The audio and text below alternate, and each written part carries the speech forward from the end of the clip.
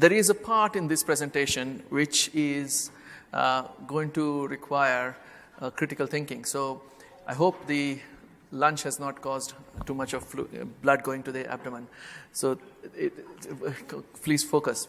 So young and high-risk patients. So this is for target boost. Now, the story is interesting because the first 26 patients we did of target IORT were actually all target boost patients. Because doing only IORT was too much far away from standard treatment. So we said, okay, let us see the feasibility. Because we had this idea of risk-adapted radiotherapy in mind. So we wanted to be sure that giving both treatments was not going to be dangerous or harmful. So the first part of my thesis was to give target and IORT to everybody. So that was what the first patient had back on July 2nd, 1998. She had IORT and then had whole breast radiotherapy. And we showed that actually it is safe to do so. And we mandated that every new center who joins does 5 cases of target boost so that they got the hang of it, the whole team, because there are many more people involved than simple surgery, before they could start randomizing in the trial. So every center had to do 5 patients. Now it so happened that in US, Professor Basil Hilaris, they did 50 patients, but they never got the point of randomization.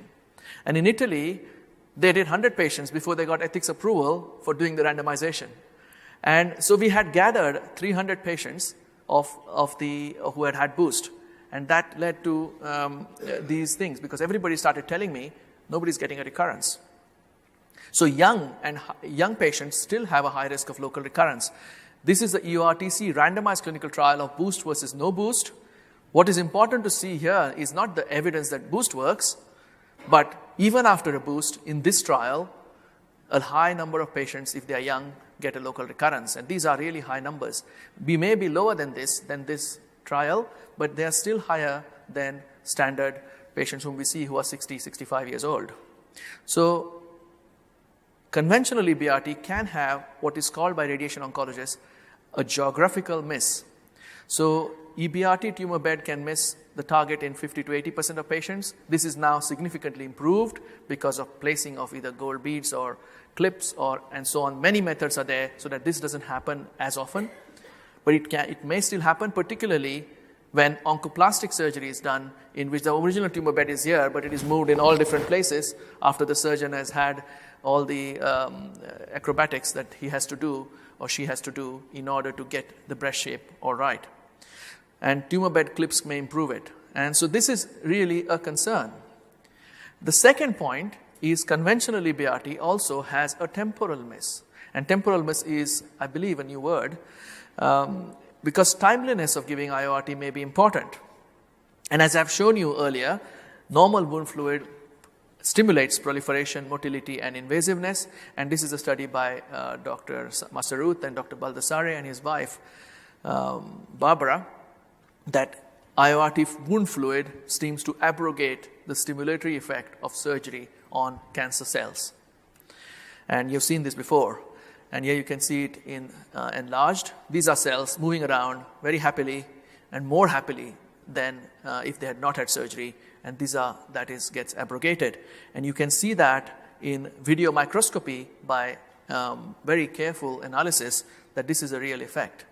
And this was published in a very well-respected peer-reviewed journal. And the rationale or the mechanism of why this might work is because the fluid that is collected after IORT seems to be very different from the fluid that's collected after normal surgery. So there are a lot of cytokines that are different, and much more work can be done in this because these are 45, 46 patients, and these were wound fluid collected in those. But we could look at many more cytokines in such wound fluids in patients who don't get IORT. But the message was that it seems to have a beneficial effect on tumor microenvironment by abrogating the stimulatory effect of wound fluid on cancer cells. They have also later published that this effect seems to be there when the radiotherapy is given to the fresh tumor bed and via a microRNA 223 mechanism by targeting the EGF pathway. Now that is the laboratory work, but what was the clinical work? And this is what I said, the story right in the beginning, is that we had patients, about 300 patients, treated as part of starting Target A, and everybody was telling me, oh, none of them have got a recurrence. So then we did a formal analysis twice, and the last analysis, this is what it was published. So this is what it was. From 1998 to 2005, these were anybody and everybody having breast-conserving surgery. So they were not low-risk patients at all. So a third of them had more than 2-centimeter tumors, they were grade 3, and they were node positive. And their local recurrence rate at 5 years was 1.73%, which was half of what would be expected from that group by modeling every patient using this Tufts model of what is the risk of local recurrence. So we made a new method of analyzing this, and we expected the local recurrence to be twice this. So we had laboratory rationale, and we had a clinical evidence that this might be better. And that's what led to the Target B trial, which we first proposed back in 2006, but we only started in 2013, as the tumor bed could lead to superior local control than standard radiotherapy. In addition, patients will get one less week of radiotherapy, week or 10 days. So immediacy and precision at the right time, at the right place. So that is the randomized trial. The high-risk patients under 45 or over 45 with any high-risk factors.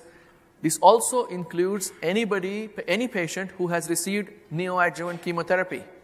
So patients who have received neoadjuvant chemotherapy and are receiving breast-conserving surgery are eligible, because they would otherwise were not considered eligible in the original Target A study. So they are eligible to take part in the Target B trial.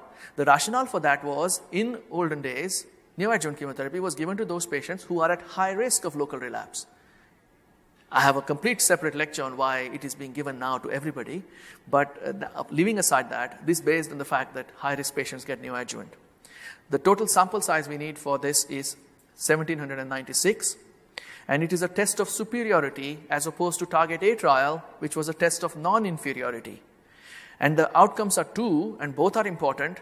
Somehow we have to label them as primary and secondary, but I would consider them both as really important: local control and survival. Now here is where I come to the point where you have to focus. So the mortality difference seen in Target A trial, and you've seen this graph earlier in the morning, that there seems to be a definite increase, or there's a difference between EBRT and IORT in terms of non-breast cancer mortality. And this is consistent with what we had published before. Now this is where you see what was happening in Target A. Patients were randomized before their tumor was excised. They received IORT if they were randomized to have IORT, and they received EBRT if they received EBRT. But about 20% of patients received supplemental whole breast radiotherapy as well, postoperatively, in this group. Now, in the Target A trial analysis, intention to treat meant all of these were analyzed as patients who were initially received IORT compared with those. And that is how we expect the real-world situation to do as risk-adapted radiotherapy. But because of that, we have an experiment, natural experiment that has occurred. It is non-randomized, but it's a natural experiment. So if you compare patients who received EBRT with those who received just Target IORT, we are not here looking for breast cancer outcomes, because the group that received no EBRT and those who received supplemental EBRT were different in terms of their breast cancer risk factors, which is why some of them got EBRT. But in terms of non-breast cancer mortality, there really shouldn't be much difference between those two. And we are looking at non-breast cancer mortality here. So here, this group avoided whole breast radiotherapy altogether. So the question here is, if you compare this with this, we can get an answer to the question, difference between Target versus EBRT. So the difference is likely to be attributable to avoiding whole breast radiotherapy as the main question, possibly by giving EBRT. And the answer to that is this. The difference between these, it's a 1.3% difference by avoiding EBRT. Now, this group is 241 patients received supplemental EBRT compared with those who received EBRT. Now, what is the difference between these two? One group got EBRT, other group got EBRT plus Target. Both got EBRT. So difference is giving Target. Does that make a difference? And that is the interesting answer.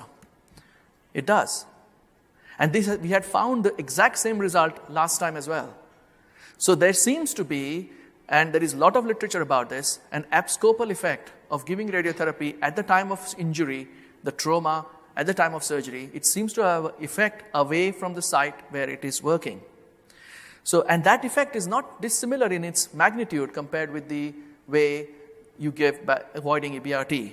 In many ways, it may mean that this may be the major effect, and it seems to be an effect on not just other cancer mortality, but also on cardiovascular risk factors. And there is some data which has come out just last week suggesting that radiotherapy has an effect on stroke because of inflammation that is caused systemically. So its cardiovascular is not simply cardiac because of local heart effect, but it could also be because of distant vascular inflammation. Now, this particular thing is also supported by separate data from Germany by Hans Christian Kohlberg, who did an analysis of patients who had received neoadjuvant chemotherapy followed by target as a boost. And this is not a randomized study. There are 61 patients versus 51 patients with lumpectomy plus IORT versus lumpectomy plus no IORT, and everybody got whole breast radiotherapy. Median follow-up is not short, it's 49 months. And while there was no difference in local recurrence-free survival or breast cancer deaths, there was a difference in overall survival and non-breast cancer mortality. You cannot take this as sacrosanct truth because it is a non-randomized study. But there seems to be something, a signal there that suggests that this is the case. And now we have an opportunity to analyze this within the Target B trial because that is exactly that. Target is target plus EBRT versus EBRT. And we are going to analyze. We are also collecting data about cardiovascular events during the follow-up period. We hope to be able to analyze the two separately to see if there's a real effect or there isn't a real effect. And so that's what it's going to test. 1,796 patients. Eligibility is very straightforward. Those not suitable for target alone, that's a simple exclusion, and suitable for breast conservation. So under 45, they're straight away eligible, but over 45, they have to have a certain number of risk factors, and those pragmatically can be decided by you. So we could say grade 3 or node positive or neoadjuvant, whatever. And the potential outcome is better local control and perhaps better survival. There are 36 centers who have been initiated in this trial in 12 countries. Now the number, which is now total, that is how the recruitment has gone. And the number is now more than 1,000, and it's 700 patients are left. So I come back to the same slide that hopefully we will get this vision to reality. Thank you very much.